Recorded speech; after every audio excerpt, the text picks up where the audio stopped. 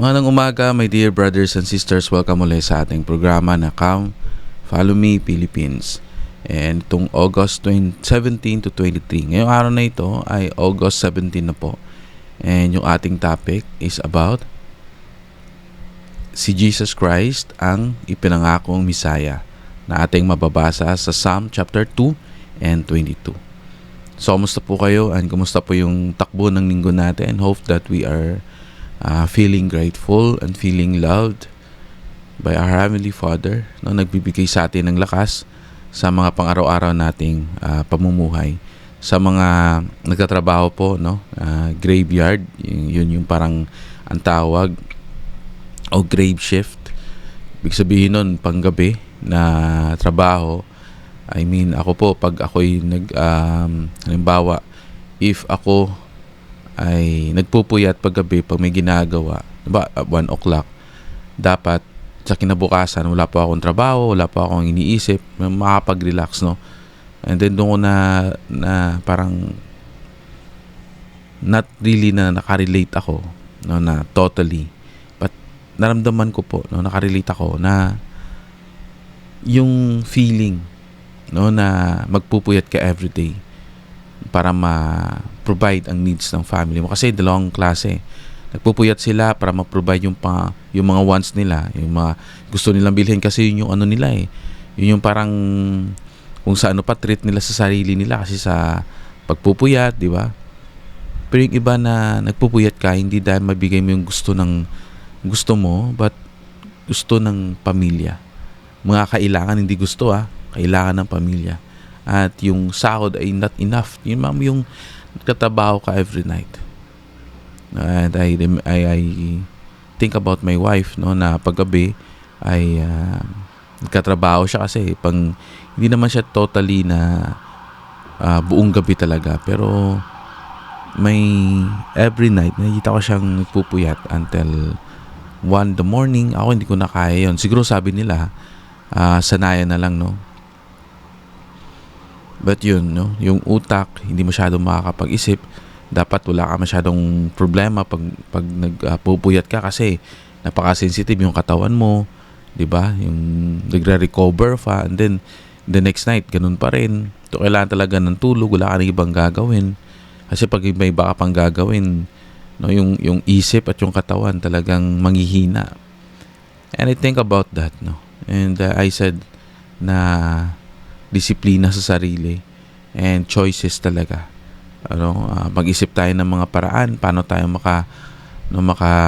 makatulog ng early, no, para na masunod natin yung word of wisdom. In my own opinion lang kasi yun yung nararanasan ko pag nagpuyat ako and the next day may trabaho pa, no, tapos na magpupuyat uli, hindi maganda sa akin, no, kasi parang 24 hours, no, halos, no, buong araw at buong gabi na talagang babad sa trabaho at pag-iisip. But anyways, yun po yung gusto ko lang i-share, no, that's why sa mga nagpupuyat natin mga kapatid, ako po'y hanga dahil ano po yun, nalalampasan po ninyo ang mga pagsubok na dinadaan at consider nyo sa na opportunity dahil ito yung way para makatulong sa pamilya. So dito po sa Psalm chapter 2 and 22 ay kabilang sa mga awit na naglalaman ng mga pahayag na tumutukoy sa darating na Mesiya. Ito nga si Jesus Christ, ang ating manunubos at tagapagligtas. Kahit isinulat ang mga awit na ito bago pa isinilang ang tagapagligtas, maraming detalye sa mga ito ang nakita ng mga unang Kristiyano na natupad sa buhay, pagdurusa at kamatayan ni Jesus. So bago pa lang ipinanganak ang ating tagapagligtas ay nakasulat na siya, pero hindi ganun kadetalye yung pangalan niya, no?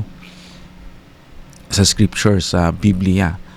Pero naidetalye yung pagdurusa niya, kamatayan. And dito na makikita na even pagdating ni Jesus Christ, sinasabi niya ang mga bagay na yun na gusto yung pinapakita niya sa mga tao at sa mga nakikinig na ako yung inyong pinapanalangin, no, na darating at magliligtas sa inyo. makikita natin dito na ang Diyos ay may plano para sa kaligtasan ng kanyang mga anak. Ang mga pangyayaring tila malayo pa noong panahon ng mga psalmist or psalmist ay dumating sa tamang panahon sa buhay ng Savior, no? Talagang dumarating yung ating tagapagligtas sa tamang oras, sa tamang panahon. And kailangan po nating manampalataya, kailangan po nating magkaroon ng faith sa ating Savior. Handaan po natin na darating muli ang ating tagapagligtas na ikalawang pagpaparating. At doon yung mga faithful, ang mga taong nag-antay and nagtalagang sinamuhay na maging matuwid ay makakaramdam at makakaranas ng nakasiyahan at kagalakan kasi dumating na yung Savior natin. Yung mga luha ay papahiran niya. Nagkakaroon tayo ng galak at saya kasi sa mga years na nagsakripisyo tayo, sa mga challenges at mga temptations, no, sa mga panahong yun, ay makakamtan na natin ang kapahingahan sa Kanya. Sa Psalm 22, ang pagdurusa ng Savior, ng ating tagapagligtas. Napakalakas ng koneksyon nito sa crucifixion. Ang mga salita tungkol sa pagdurusa, pangungutya, paghahati ng damit, pagtitiwala sa Diyos ay nakikita rin sa mga pangyayari sa Matthew chapter 27 at ganoon din sa Luke 23 na kung saan talagang nagpapatunay na siya ang Mesiyas, no, na darating. Kaso expectation ng tao na darating siya bilang isang leader. Alam mo yung pagtatanggol sila, no? Pagtatanggol sila na makalabas or maging free sa Roman na pagsakop ng Romano. Pero hindi ganoon nangyari, no? Kasi ang kailang Savior ay namatay sa krus. Pinako at namatay at nabuhay na maguli. So hindi na nag-grasp ang kahulugan, yung purpose ni Jesus Christ. Even in our time, may mga pahayag ang Diyos sa atin na minsan hindi natin alam or nagbubulag-bulagan lang tayo. Hindi natin alam or bingilan tayo, di ba? Kasi even nasa harap na natin, minsan, ay hindi ko alam yan, no? Ganon din sa panahon nila. Sa panahon natin, nakita natin yung mali nila. Pero pag andun tayo, di ba? Kasi even yung mga elect, even yung mga apostles niya, in the end, di ba? Bago ipako si Jesus Christ, natakot sila bilang tao.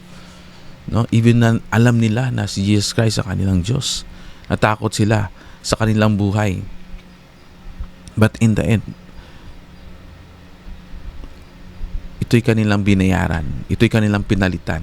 Nagpakita sila ng lakas na babawi sila. Yung iba marami sa mga apostles natin namatay, no? Pinatay, di ba? So ang propesiya ay nagbibigay ng testimony sa atin. Kapag pinag-aralan natin ang Old Testament at New Testament na magkasama, mas nakikita natin na si Jesus Christ ang sentro ng plano ni Heavenly Father. No, kung pag-aralan natin ng Old Testament at ng New, dito natin marirealize na only God, only Jesus Christ, no, can lead us to our Heavenly Father.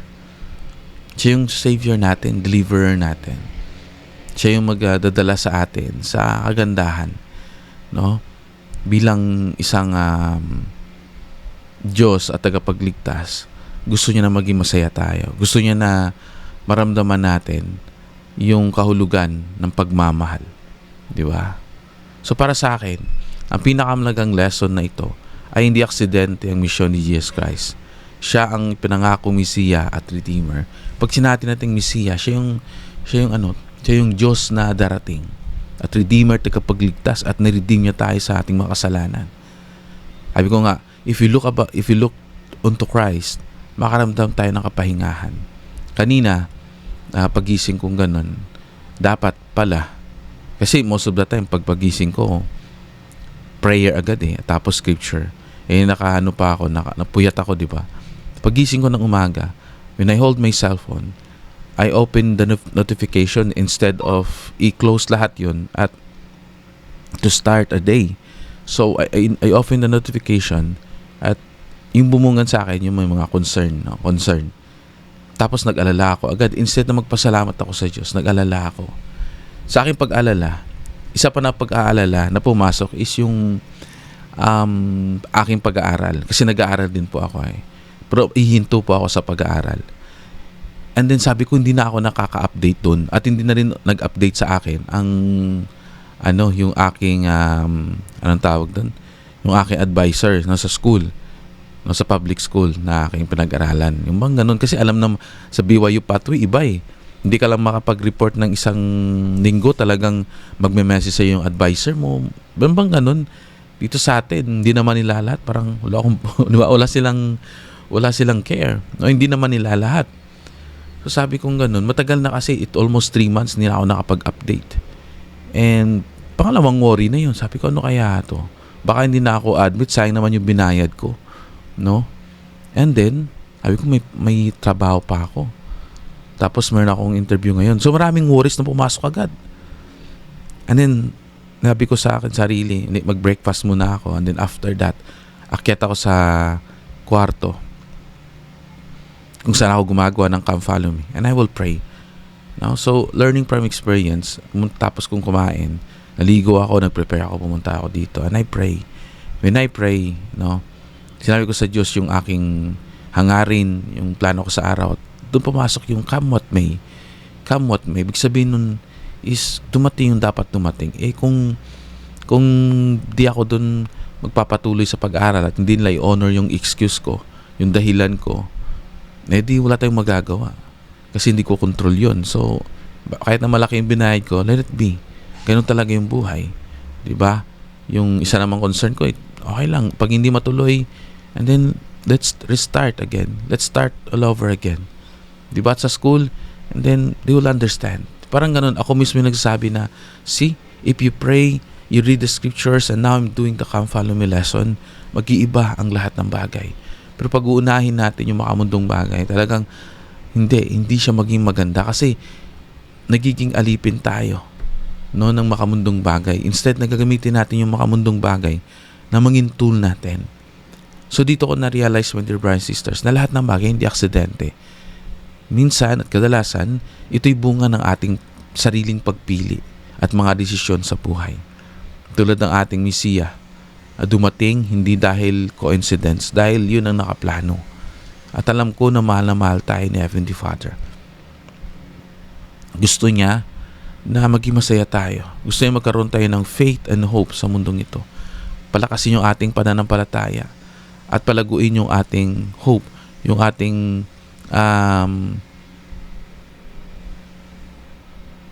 pag-asa, no, sa buhay na may magandang umagang darating. Let's look unto Christ. Let's look unto the temple. Let's celebrate life with Him. No? Let's make our life naka-center siya kay Jesus Christ. At damihin natin ng pagmamahal ni Heavenly Father. My dear brothers and sisters, I know that mahal tayo ng Diyos. And maraming salamat po sa pagsama sa araw na ito. And hopefully po na may mga natutunan po tayo. At ako po yung masaya na nakasama ko po kayo. Itong lesson na to, sabi ko nga, dapat pagandaan. We cannot serve two masters at the same time. Like sa akin, pag nagpula o nagpuyat ako, parang ngayon parang manghihina yung katawan natin. Pero last 2 weeks, yung nag-walking ako every afternoon, kung maalala ninyo. And then after ako mag-walking every afternoon, nag-workout din ako. Parang missionary siya na routine. Napakaganda po. Parang even though nagkakaedad tayo, but still malakas tayo. Ito ko na-realize na, okay, I cannot serve two masters at the same time. I need to trust Him. I need to pray para sa guidance. Kung ano yung mga plano niya sa akin, sa inyo, sa atin lahat, no? Kanya-kanya tayong pag ginagawa natin, let's do it individually. And I know na may sagot sa darating. Huwag tayong malumbay, just be positive in life. Just continue ng ginagawa natin na mabuti and later on we will figure it out. Hindi kailangan na perfecto yung lakad natin. Kailangan lang matuto tayo. In all these things I live in the name of Jesus Christ. Amen.